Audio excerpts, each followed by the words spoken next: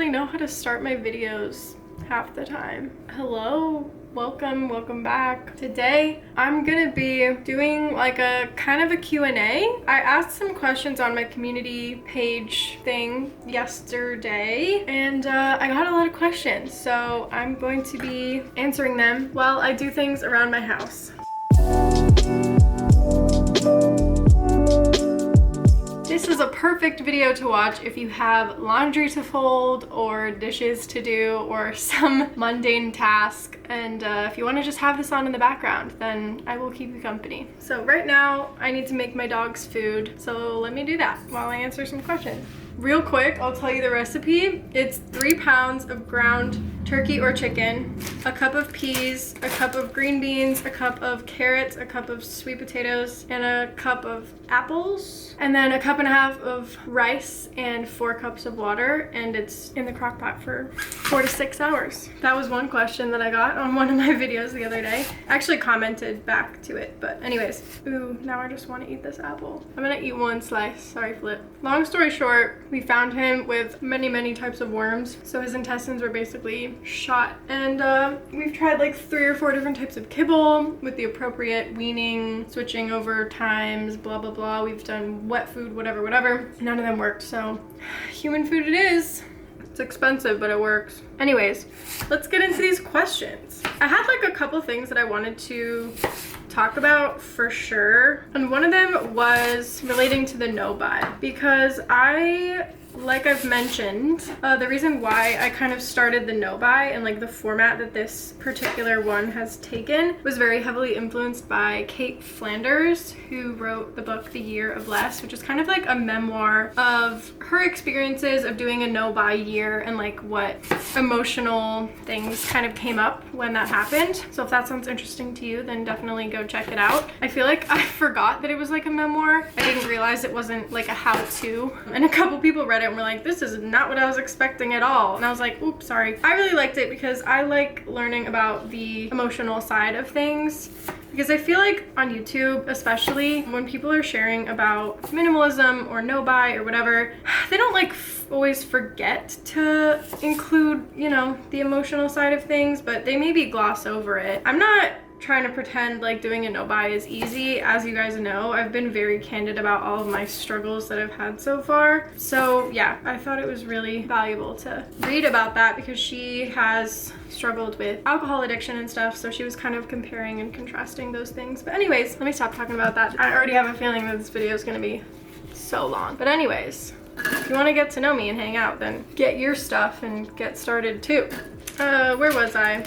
Oh yeah, so anyways, she has a Substack, which I was trying to figure out how to post. Sorry that there's like crinkling and stuff going on. It is what it is, y'all. I'm doing my things. I'm doing my thing. I was trying to figure out how to post it on the community page so that you guys can have access to it, but you can only see it or read it if you are subscribed to her on Substack. So technically that's free if you want to go do it. Most people on Substack also have like a paid option, but I don't pay for anyone's Substack anymore for the noby year personally. But anyways, she was kind of posting about how her experience doing the noby was potentially a bit of a negative one, just because she was starting from a place of, what was the word that she used?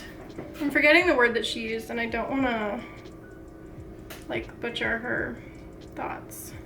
Okay, so she was basically saying how she regrets going into it from a place of kind of like punishing herself or depriving herself. So that's the key. We really don't want to go into this with a sense of deprivation. We don't want to go into this with a sense of, I'm not doing this because I'm not worthy of whatever. Like, I'm not buying myself XYZ because I'm not worthy of it. That's not the goal of why we're going into this. Because the point is not that we're depriving ourselves. The point is that we are allowing ourselves to be more intentional. We have to come into it with a really good sense of security, and we need to go into it with a really good sense of boundaries. I don't know. I've definitely noticed that a lot of people in my comments have been saying how scarcity mindset has popped up for them a lot, and how they're actively trying to work through that, and I applaud you so much because it can be a really hard thing to get over, especially in today's society and like post-pandemic, and kind of just reminding yourself that, you know, you have these goals and these things set up for a reason. Like, you have your rules to protect you and protect yourself from your mind or society or the rampant consumerist culture that is so constantly prevalent in our society and constantly bombarding you with reasons why you aren't enough and why you need to get this product to be enough. They're using psychology against you. Okay, done with the dog food. Did I even finish my last thought? I don't know. Basically, what I'm saying is we need to make sure that we are coming at this noby year from a good place. Obviously, we've all been doing it for a month now, and we've had some reflections about it. A lot of you had shared your reflections in the comments as well, and a lot of us have experienced a bit of scarcity mindset, a bit of why am I obsessing over this one thing, or, you know, I feel the urge to buy, I feel the urge to stock up, I feel the urge to do all these things. They are, and by they, I mean, you know, marketers and companies and all that, they are tapping in to our monkey brains. At the end of the day, like, we're not far removed from the hunter-gatherers that we started as. The stuff that we see in society today is just a fancier, shinier evolution of that. We still need dopamine. We still feel like if we see a resource, we need to get as much of it as we can just in case it leaves us. But nowadays, that's very unlikely to happen unless there's a total collapse of society, which, to be fair, if it's gonna happen any year, it's gonna happen in the next few. Like, not to be a disasterist or anything, but that's why I really want to go live on a homestead so I can grow my own food and I'll do all that stuff. But I will talk more about that later because I got a lot of questions about that, so don't worry. But anyways, I just wanted to talk about us really coming from the right place. I feel like a lot of us are having the immense difficulty of not buying ourselves little treats every time that we go somewhere, just for like going out and interacting with the world, because I know a lot of us here are neurodivergent, and sometimes going out and interacting with the world, you do deserve a little treat. But that doesn't mean you have to go out and spend $5 for a tea that you could make yourself at home for a literal fraction of the cost. So anyways, we have to really walk the line of not depriving ourselves and not having that negative self-talk during this no-buy year. We have to try to reframe that as much as we can, and I think therapy or journaling or even just like opening up a voice memo and talking it out is really, really helpful to process these emotions. I mean, what do you guys think I'm doing here? Sometimes I don't even realize that I'm feeling or thinking things until I've talked it out on camera with you guys, and then I'm like, oh wow, that's really interesting. Wow. So anyways, on to the homestead. I got so many questions on like the homestead situation, so let's talk about it. Sorry, my heat pole is like, there's so many noises that happen in New York, you literally can't escape them. Even if it's a quiet day outside, your radiator's gonna be hissing, your heat pole is gonna be cracking. I don't really know what to do. So in terms of the homestead situation, I don't even know where to start. Long story short, my grandma's from New Zealand. My dad got granted citizenship, and then we got citizenship, me and my siblings got citizenship via descent. So I apologize to everyone else, because yeah, it was definitely a loophole, and I'm not afraid to say it. I don't know why my dad was granted citizenship. I have no idea why he didn't get citizenship via descent. Maybe it's because he spent some time there, like living there for a small period of time when he was like in his 20s. Long story short, I don't care. I'm super grateful. I'm super thankful, super privileged, super lucky. We went there when I was like 8 or 9, I can't remember. We visited my great uncle's farm. When I tell you, my life was changed forever. I literally cannot describe the magic that I felt when I was there. We pulled up, there was 3 little orphaned lambs that we got to feed with bottles, and there's 3 of us, me and my siblings. So we were just like, oh my gosh, we each get one. Like, for the time that we were spending with them. They had chickens in a little coop. I was so deranged as a child, and I was so like in my element that I literally took one of the eggs and carried it around with me the whole week, and I put it in a little scarf nest by the fire. Girl, because I was like, oh my gosh, the mom's not laying on the egg, like the chicken's gonna die. Girl, the only thing you were doing was making a hard-boiled egg. Like But I didn't know. I was having a great time. I was caring for these animals. We were going out and bottle feeding these orphaned lambs, and I was carrying my silly little chicken egg around, and it was just so magical, and it was like the best experience I've ever had. And I just knew ever since that day that I would live on a farm one day. Didn't necessarily know about the New Zealand part yet in my head, but I was like, I will 100% live on a farm or like a homestead or something. I will have a piece of land and I will grow my own food and I will have chickens and dogs and sheep, and that's what I want. And I knew that from like such a young age. All throughout middle school, people called me Farmer Grace. I wore overalls to school and rain boots, and I was a farmer for Halloween one year, and I had a little chicken Webkins in my pocket. It was like a whole nother level. But anyways, that has always been my dream, and I think I just felt so much magic when I was in New Zealand. That feeling and that want and desire to go back has always been there, pulling me. I don't know, I just, to be completely honest, the style of life there, the way that people treat each other, how they care about the environment, and all those things definitely factor into why I really do want to move there. And I have the great privilege of being able to do so with very little like resistance in terms of like visas and stuff. Obviously it's going to be really expensive to move there. That's why I'm working my ass off, you know? That's why I'm working really hard now to make it happen. Like, I'm saving as much as I can. I'm literally doing this no-buy year so that I can take all those extra little hundreds or thousands of dollars that I've spent on clothes and other random shopping stuff. When I was at the height of my shopping addiction, like in college, I was just throwing money away. Like, God, it just makes me upset now thinking about it, to be honest. But it's getting real. It's getting closer. I want to be there by the time I'm 30, and I'm turning 26 in November. So it's gonna happen. It's gonna happen. I will celebrate my 30th birthday there, and it's right around the corner, and I'm saving as fast as I can.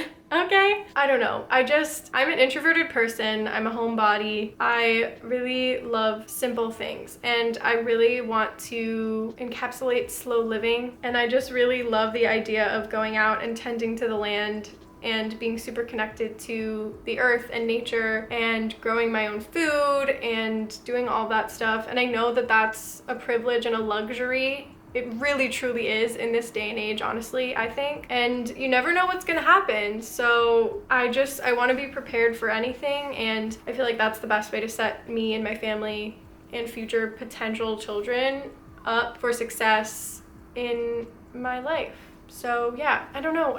New Zealand feels so magical, and I can't even explain the feeling of when I'm there. Like, it feels so right for me to be there, and I cannot wait to be living my Farmer Grace dream life.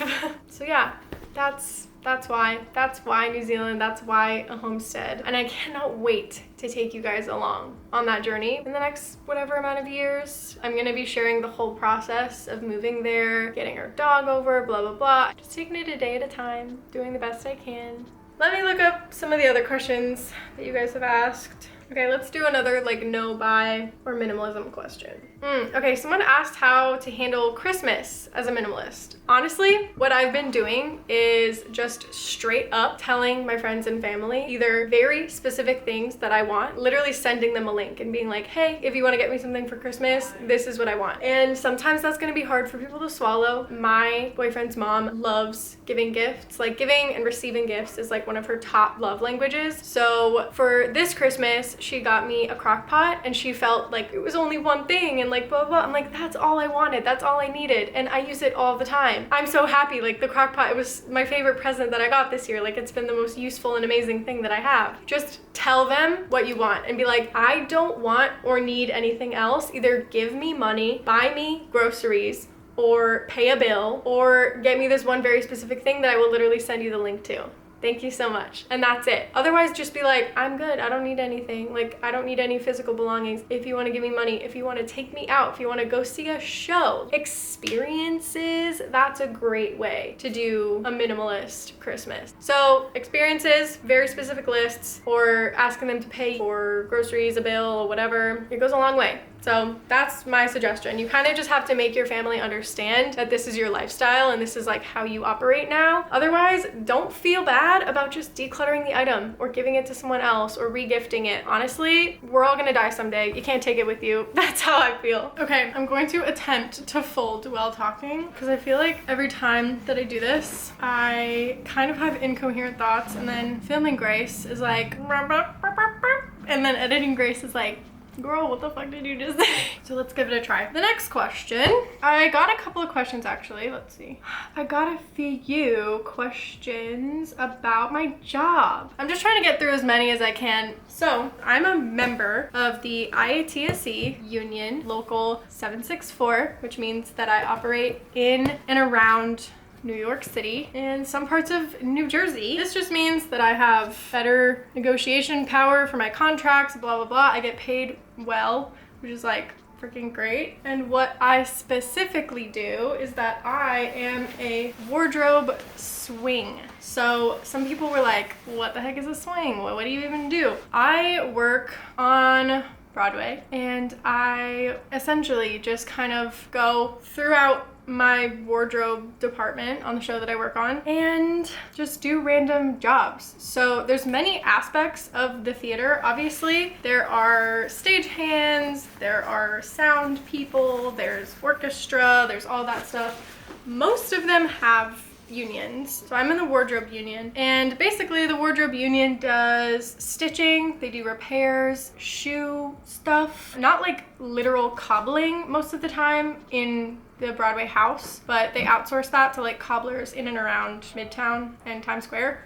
We do dressing, so that's when you are backstage during the show and you are helping the actors and performers change in and out of their costumes that they wear throughout the show. And then there's also day work, which is kind of just like ironing, steaming, stitching, or bringing things up to get repaired by the stitchers, and laundry, which is what I usually do, which I love doing laundry at work. At home, not so much, which is why this laundry that I'm folding right now has actually been sitting on the drying rack for 2 days, 3 days, I don't know. So that's basically what you do if you are a member of the Local 764 and work on Broadway, but you can also work on TV shows and movies that are filming in New York and New Jersey within, I think it's like a 50-mile radius of 59th Street. So kind of can go a little bit up into Westchester and blah, blah, blah. And also Long Island is included. You can work on Broadway, TV shows, movies, and also the Met Opera, Radio City Music Hall. You could work with the Rockettes. Like there's lots of different options, but that's all like union contracts. So I work on Broadway, although I could work on a TV show or something else that films in New York City, which I might try to do before I leave here because I feel like that would be a really cool experience.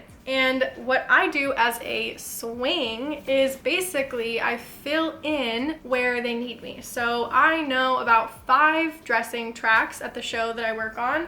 I also know how to do the laundry track, and I am also trained in doing day work tracks and the shoe call. So for me, what I usually do is laundry and shoe call. Those are the ones that they call me in for the most, and then sometimes I dress as well. But I find that slightly more stressful, which is why I don't always do that. Long story short, because I feel like I've been talking about this for a lot of time, I do the laundry from the night before, put it all into everyone's mesh bags, and then you deliver it to the dressing rooms. So yeah, that's pretty much how it goes. It's quite simple. You do the laundry and then you deliver it. And then for the shoe call, you just go around, get all of their shoes, and you either paint them or see if they need repairs. You glue them back together or take them to the cobbler to get them resoled or get a zipper replaced or something. And then that's basically it. So that's commonly what I'm doing a couple of days a week. But honestly, YouTube is more my full-time job than Broadway is at the moment, just because Broadway pays well enough that even if I only do that like 2 or 3 days a week, I have enough time, energy, and money to still do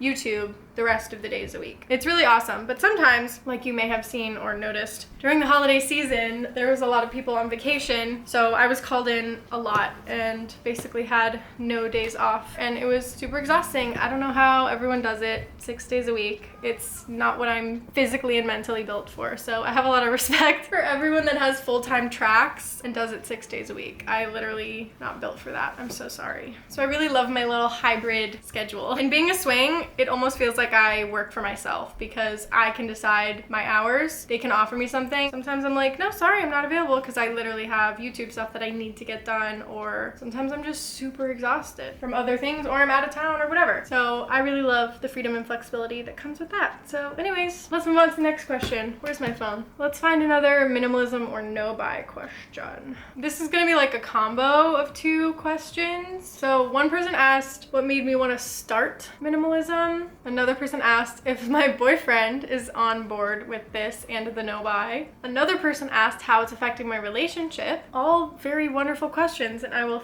try to remember which ones I just said so that I can actually answer all of them. I'm just gonna try to talk broadly, and then hopefully all of those questions get answered. Why I started minimalism. Oh my gosh, there's like so much to this, honestly. I have a whole series about this on my channel actually, and not to just, I mean, like, to be and not to be that YouTuber that's like, go watch my whatever. You could go watch it. Like, it's all there. It kind of explains it in detail. But I will do, like, a Spark Notes version for you right now. If you want to watch the whole progression and, like, kind of like what I'm doing for no-buy right now, like, very much living through it, I have that for minimalism, too. So that was really fun. That's kind of like what I did last year. So if you want to watch that, definitely go ahead and do that if you wanted to learn more about it. But anyways, the reason why I wanted to become a minimalist was because I felt so overwhelmed by all of my things that I was just like, there's gotta be a better way. Like, there's gotta be a better way. A huge reason why I decided to take the plunge was because I watched the documentary, The Minimalist, Less Is Now. And it kind of just like called me out. All the reasonings and things that they were saying in that video, I was just like, wow. Yeah, wow. That's me. Totally relate. So basically I was just like, okay, sure, maybe I'll give it a try. Let's see. So I started following some other YouTubers that were minimalists. One that I found a lot of inspiration from was Madison Gray. If you go back and look at her older videos, because I feel like now she kind of just does video diary, video essay kind of videos nowadays, which is fine. They're all really beautiful and lovely and definitely bring up a lot of thoughts on minimalism and also specifically slow living. But some of her other videos about like the 10-item wardrobe and like other stuff about minimalism like really spoke to me. So I decided to give it a try and take you guys along with me, and it was really wild. I ended up decluttering a ton of stuff. I feel so much lighter now, and it has definitely helped with my anxiety. I feel overwhelmed so much less now, or at least when I'm overwhelmed, it's about other things, and I feel like I get over it a lot faster. I feel like I have less to take care of. I worry about less. Like, the extra clutter and noise at the back of my mind is way less too, which is something that I never thought that was possible, especially with ADHD. Obviously, there's still a lot of going on in my head a lot of the time, but by getting rid of all these things, someone said, the way that they said it was perfect the other day in the Discord group, the silent to-do lists are screaming at me in every room. That was so real. The fact that I've decluttered enough to a point of like, I feel really good. The silent to-do lists, they're silent. They're silent. There's barely any. The list is so small that it doesn't stress me out on a daily basis. So it's freaking great. I love it. In terms of getting my boyfriend on board for minimalism, I actually have a video about that. I wouldn't necessarily call him a hoarder or anything. He just happens to have 2 professions that you need a lot of stuff. He's a carpenter and a musician. So the amount of tools and devices necessary to do those jobs well is unfortunately obscene, and it is what it is. So I would say, like, in general, he's not an over exuberant purchaser. He definitely does not have a shopping addiction. He's not that kind of ADHDer. He gets his dopamine from making things, creating stuff. So that's really awesome. It hasn't really affected our relationship much in terms of the no-buy year, because we're both really locking our heads down and saving for New Zealand. I almost would say that it has brought us closer together personally, personally, because we're both kind of like in it together, like in our own way. He's not necessarily doing a no-buy year, but like at the end of the day, with the way that our finances are working right now, he basically is only spending money on like essentials. So he's kind of doing it too. Every once in a while when we're both feeling really tired and we're like, oh, maybe it would be easier to just do takeout, we both go, no, we need to save money. Let's just get up, get off our asses and make something. And we definitely keep each other accountable. We motivate each other to keep pushing, making our stuff, making our little videos and things. And it's been working really well. So that's great. When it comes to moving to New Zealand, he will likely have to send over a shipping container, or at least part of a shipping container, but we will come to that bridge when we have to cross it. He's already doing the container, then maybe I could just put a couple of crates in there. But I told him, I was like, you're paying for your percentage and I'm paying for my percentage, because this is the cost of having many things, the burden you have to bear. But anyways, there's a couple more, so bear with me. Someone asked another question about the homestead, and I forgot about that when I was talking about it. They said, you keep saying 5 years, but it has to be closer to 4 years now. That is true. That is actually true.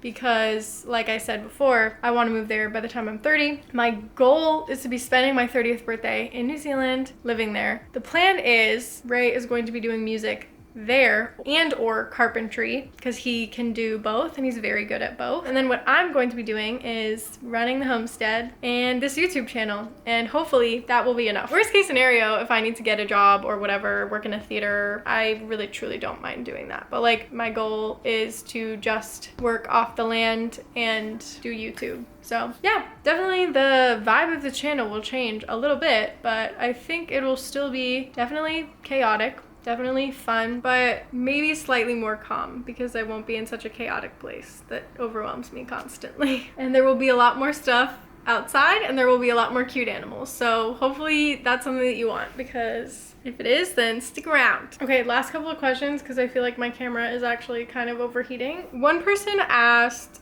if I sometimes feel like the no-buy or minimalist lifestyle is a bit pointless because we only have one life and it's good to treat yourself and blah, blah, blah. Honestly, the thing about doing the no-buy for me personally was that I really wanted to cut out all of my impulse purchases. I personally have found so much more freedom in terms of my lifestyle when it comes to minimalism, so I don't regret that at all. It's not limiting in any way, shape, or form in my personal opinion. I feel lighter. I feel like I don't have to be bogged down with so many possessions that I wasn't even using. It was just taking up mental energy in the back of my head, and I feel so much less stressed now. And in terms of the no-buy year, like I mentioned at the beginning of this video, we really don't want to be going into this with the idea of deprivation. We want to be going into this of like, we're doing this no-buy year so that we can live a more aligned and more intentional life and set ourselves up for the future. So even if you only want to do it for a couple months or whatever, the reason why I'm doing it for a year and the reason why I'm still allowing travel in my no-buy is because I know I would be a miserable person if I wasn't allowed to see my family for an entire year. With the craziness that happened during the pandemic, you never know when the last time you're going to see your family is in general, but also just maybe for a long extended period of time. And especially since Ray and I are moving to New Zealand, which is super duper duper far away, I want to try to see my family as much as I can. So kind of now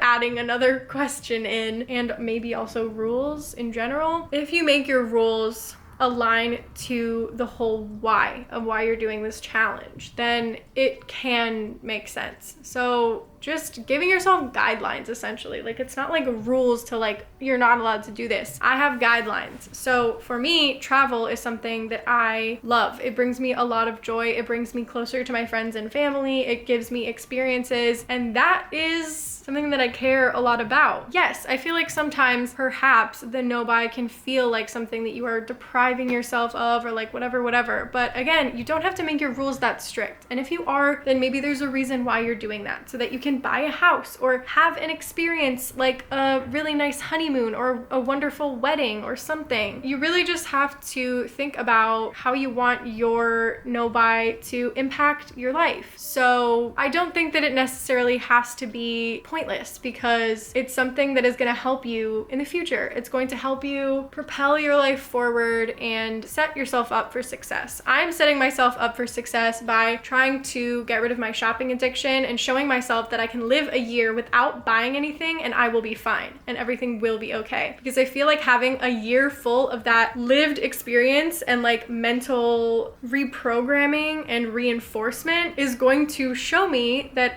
everything is going to be okay if you don't buy that nail polish or those pair of leggings or like that little kitchen gadget or whatever. So yeah, does that make sense? I feel like the last kind of main question that I got in a couple of different comments was things to do if you are craving dopamine. I would love to make an entire video on this topic. I'm not even gonna lie. So hopefully I can make that happen soon, but to just give out a couple of ideas, try to find things that you already own in your house. Try to reorganize, declutter, whatever. I think sometimes it's a matter of like, you just want control or you just want something. If you feel like you really need or want something, sometimes it's just a matter of like letting that urge go or writing it down. And then sometimes even just writing it down makes you feel like you got it or like whatever. I don't know. Maybe I'll just make a whole separate video about a couple of things that people are running into in the no-buy year and like solutions to combat them. So I will definitely be talking about that soon.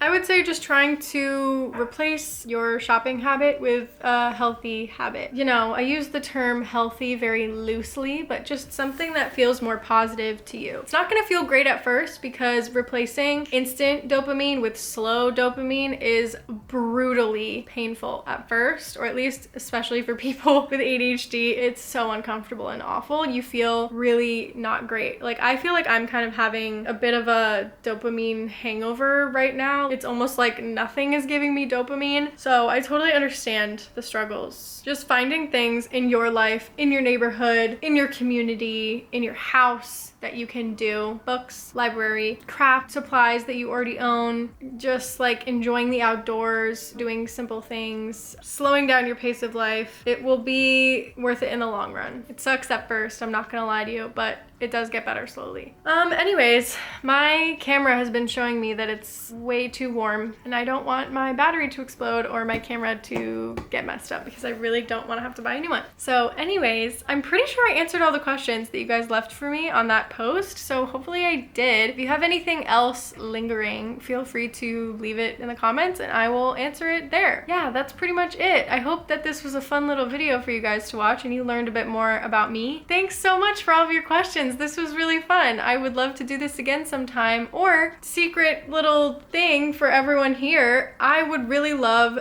to do a live at some point where you guys could ask me questions, we could hang out, we could just do stuff. It could be like a little crafty time, I don't know. So maybe let me know if that would be something that you were interested in, if you'd watch a live that I did, and we could all just like hang out together and spill our thoughts and feelings and talk about random things, and it'd be so cute and fun. Just a thought. Someone just was talking about that in my comments the other day and I was like, I could do that. I'm not gonna do it all the time, but we could make it a thing every so often. So that's all for this video. I am so thankful to all of you for everything all the time, and all of your engagement and your kind words and your thoughts and your feelings and your questions and your hearts and your love and your just openness to join me in this challenge and be so open to learning about yourself and your growth as a person. It's wonderful to see. Truly, truly, truly. So that's all for today's video, and I will see you in the next one. Until then, I'm sending you all my love because we're all just trying our best out here. So we'll see you later. Bye!